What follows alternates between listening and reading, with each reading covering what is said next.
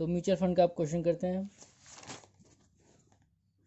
तो ये मैंने म्यूचुअल फंड का एक क्वेश्चन लिख रखा है, जैसे देख सकते हैं size of the investment 100 lakhs, face value 100 रुपये है, market value of the investment at the end 180 lakh है, सॉरी, और रिसीवेबल्स 2 lakhs और लाइबिलिटीज़ 1 lakh, और आपको फाइंड आउट करना है परसेंटेज रिटर्न टू इन्वेस्टर्स। तो सबसे पहले परसेंटेज रिटर्न टू इन्वेस्टर्स का फॉर्मूला लिख लेते हैं हम, percentage return to investors. Okay, तो फॉर्मूला था हमारे पास NAV and minus NAV closing beginning upon में NAV beginning plus dividend plus capital gain. तो जैसा कि आप देख सकते हैं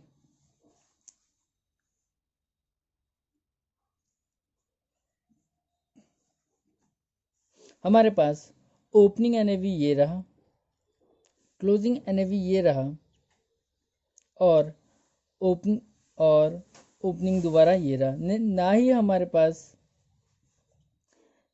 पास डिविडेंड है और ना ही हमारे पास CG है, तो हमें ज़रूरत भी नहीं है। जैसे कहा था अगर ना हो तो प्लीज़ इग्नोर कीजिए।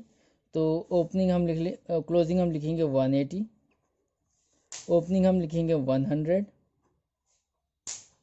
और प्लस ज़ीरो और अपॉन में 100 मल्टीप्लाई बाय 100।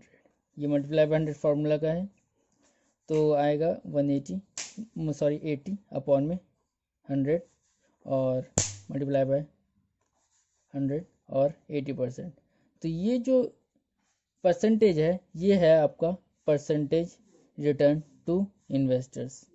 अब मान लीजिए इसी क्वेश्चन में आपसे एक और चीज़ पूछ लेता और फुल बुक कहता find out NAV per unit. Okay, फिर आप कैसे निकालते हैं? तो NAV पर यूनिट का फार्मूला हमने ऑलरेडी देख रखा था।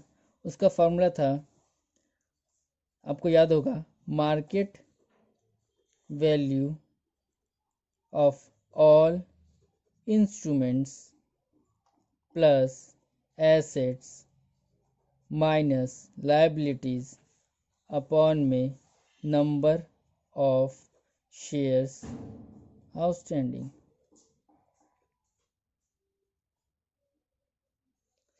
तो मार्केट वैल्यू ऑफ इंस्ट्रूमेंट्स हमारे पास ऑलरेडी दे रखा है 180। एसेट्स हमारे पास रिसीवेबल्स, जैसे कि रिसीवेबल्स हमारा एसेट्स होता है, आपको पता ही होगा, रिसीवेबल इज एसेट्स।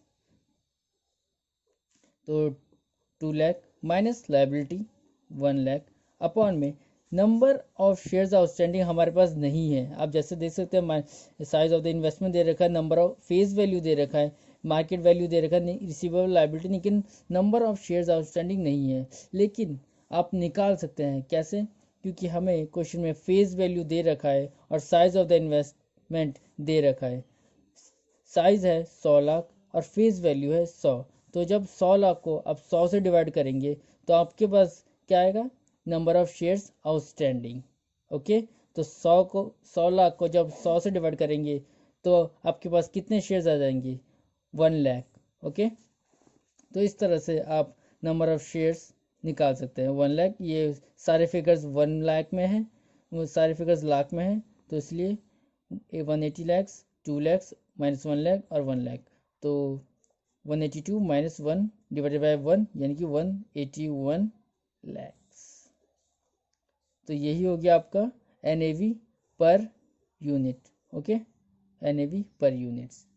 तो इसी तरह से आप म्यूचुअल फंड्स के क्वेश्चन कर सकते हैं। इसी तरह के क्वेश्चंस आएंगे आपके पास म्यूचुअल फंड्स के, और इसी तरह से आप सॉल्व कर सकते हैं। Thank you. प्लीज़ अगर आपको वीडियो अच्छी लगी तो लाइक और सब्सक्राइब कीजिए फॉर नेक्स्ट वीडियोज़ के लिए।